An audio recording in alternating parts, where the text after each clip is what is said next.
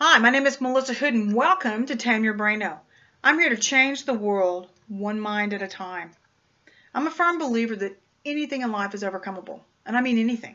And I should know, because I was diagnosed in 1992 with severe ADHD and slight dyslexia, where doctors, teachers, and counselors all told me I would never go to school, I would never attain a degree, and I should probably just settle for a fast food job or something of that type because my brain would never be able to grasp higher level learning. And it was at that point that I really became determined not to ever let anybody dictate my future. Because I had these huge dreams. I was going to go to Hollywood, and I was going to work in the movies, and I was going to do all these things. I was going to Paris in my mind and in my heart. And so I set my dreams on a course not to let anybody dictate my future. And everything was going along as planned until I hit about the age of 8 years old when I started being sexually abused by somebody outside of my family. My parents never knew about it, but it started a lot of background noise in my life and in my heart to where my thinking was affected because my thinking started becoming fragmented. And fragmentation is a scientific concept of where the personality or the soul realm or your emotions lose the single eye focus. They lose their ability to focus and hone in and stay on task. And it's because of traumas in our life that are undealt with that cause the levels of fragmentation that people experience. So I'm here to take you today on my journey out of fragmentation and into higher level living to where I'm at today. And it was a great, grand tour. So let's start. Let's go. So I was sexually abused from 8 years old. It evolved into numbing my feelings, which meant I developed an eating disorder and a drinking condition, and it evolved into drugging because I didn't know how to deal with the pain of what I was going through. And so I did the best that I knew how to do at that age, and I stuffed my pain like most people do. And then that evolves into this thing where I developed this fear of what if something happens to my dad? Because my dad at that point had been the structural system behind my life with ADHD because my parents didn't even know I struggled with it. And most people with ADHD need structure in order to do well in this life because it serves as a catalyst or a outline in our hearts and minds of things in our mental capacity actually to hang our tools on so that we can have order in our lives and we can function well and advance. And it kind of gives our brains a reprieve while our brains are trying to heal from fragmentation so that we can actually continue advancing in higher level learning. So, wasn't doing really well. I thought that everything was fine as long as my dad was alive, but in 1987 my dad died suddenly, so I lost the one person in my life who provided that structure for me.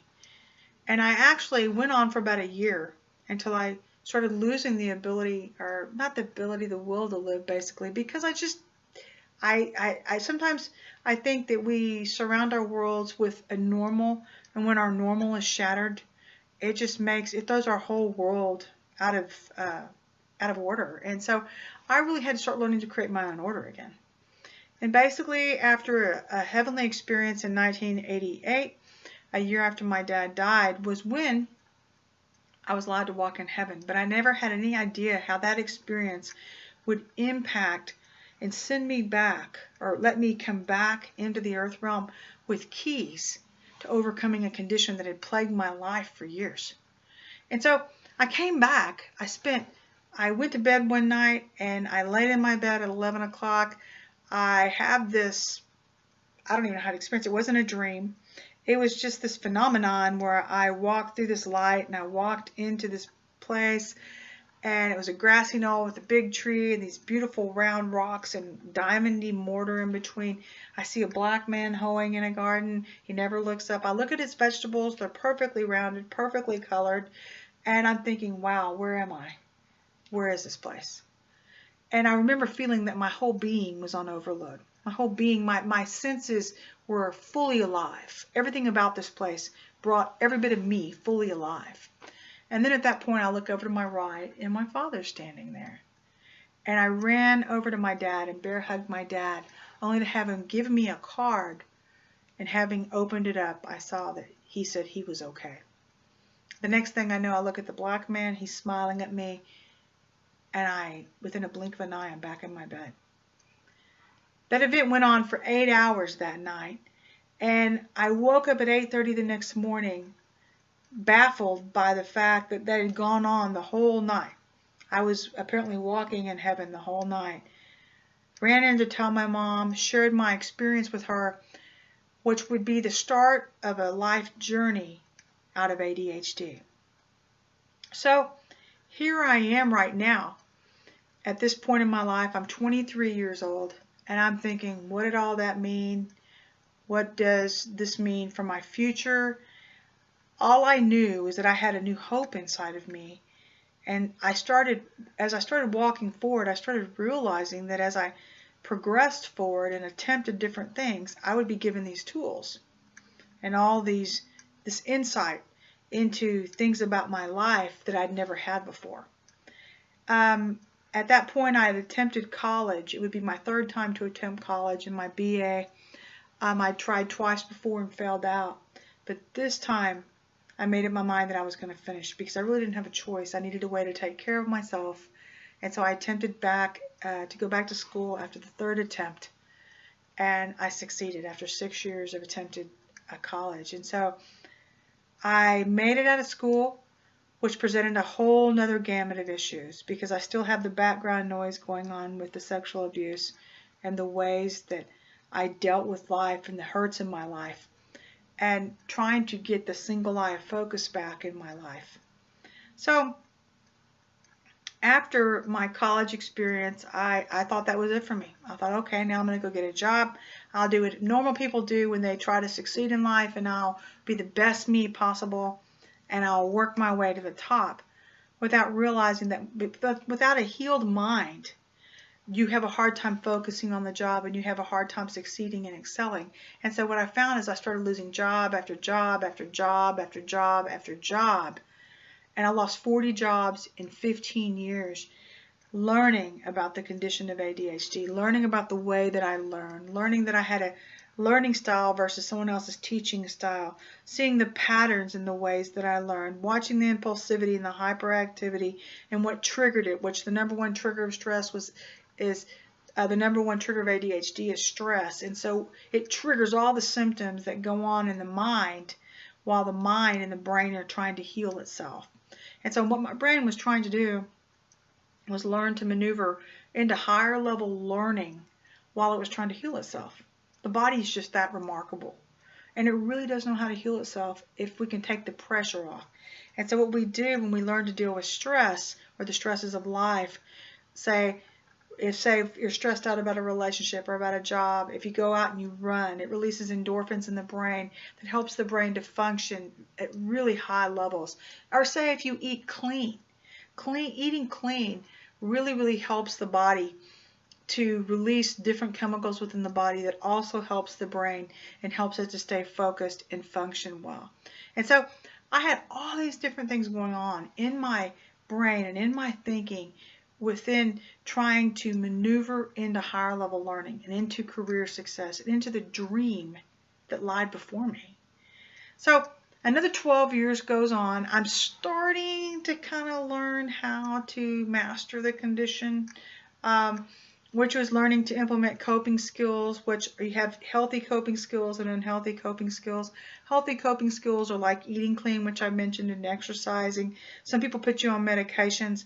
I started off on medication, hated them, ended up getting off of them, and I really made up my mind that I was going to conquer this condition without the meds, and just going it alone and using prayer and using what I felt like the power of prayer gave me while I was maneuvering and while I was learning and while I was working, etc., etc., etc. So I start moving through the condition on a natural line, if you will, and I was becoming successful. Everything was starting to work out. Everything was starting to come together. And I had acquired so many student loans because of my prior education attaining my BA that I was just going to take one class. I made up my mind to take one class, and I was just going to reconsolidate my loans. So I sat down with a friend one night at Starbucks, and I was telling her about my grand plan, and she sat there and looked at me and told me something that would change my life forever. It set me on the course to where I'm at now. And she basically said, Missy, why would you put yourself through all that, just do one course, not to ever have anything to show for it? And so I thought, wow. I told her point blank, I said, I can't get in. I can't get into school because of the way that I learn. I have ADHD. And she said, well, you need to talk to my counselor.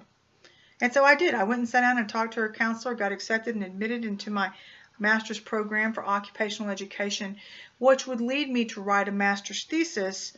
And basically, my master's thesis was about coping skills of college students with intellectual disabilities, and it would lead me to win awards because it would branch out into other areas of research, helping soldiers with PTSD, helping the college itself and other colleges around the nation to address how they dealt with students like myself and the ways that we learned through the Offices of Disability Services.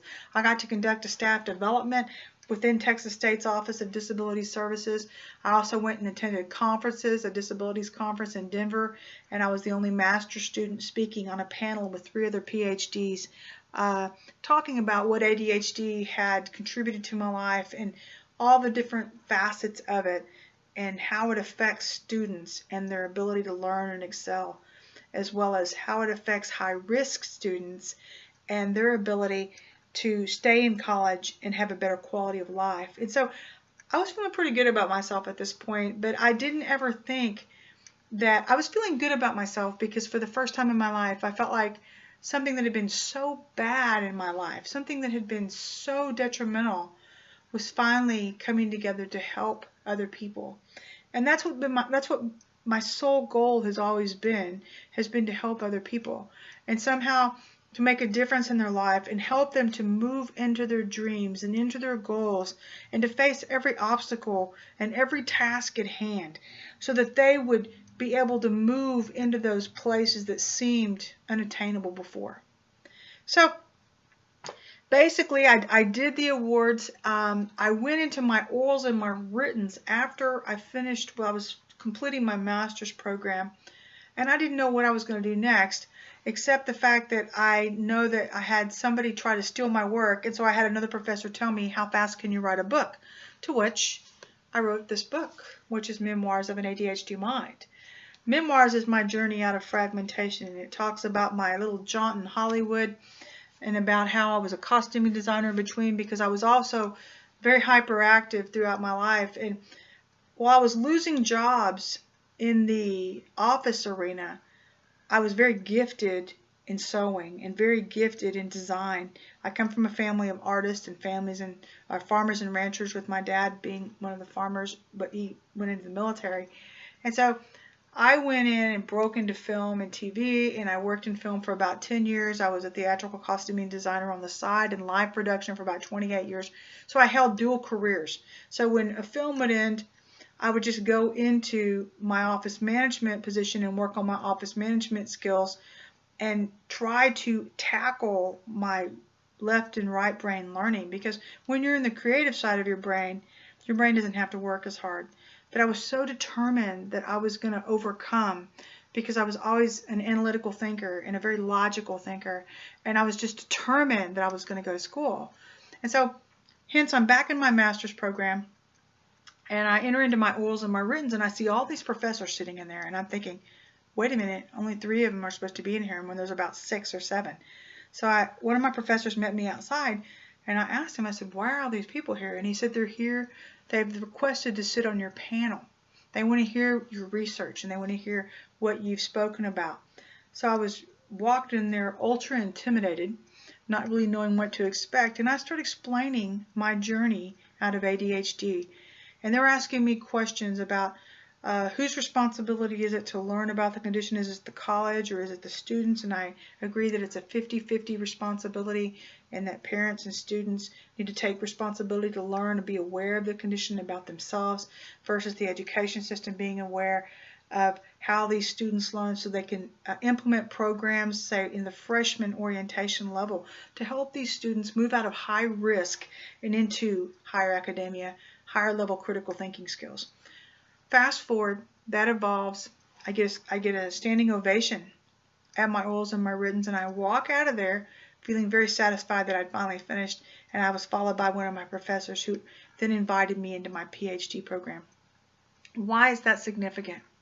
That's highly significant because Kaminsky 2013 stated that out of 12 to 15% of high school kids that even graduate or that are diagnosed with intellectual disabilities, only 7 to 8% will go on and attain a BA. Okay? That's out of 12 to 15% of high school students that are diagnosed. A lot of them go undiagnosed. So out of that 7 to 8% that move on into college, only 4% will ever move into their master's program. Out of that 4%, only 1.2 will ever attain a PhD. And I'm here to change those numbers. And I'm here to help you and anybody else learn how to maneuver into your dreams to where you don't let people dictate your future and tell you that there's not a way to overcome. If there's a will, there's a way. It's all about the right attitude, the right aptitude, and the right skills. And your ability to deal with your past and the hurts that affect and create obstacles that hinder you from moving into your future. God bless you, and I hope you have a great evening. Thank you for listening to my video.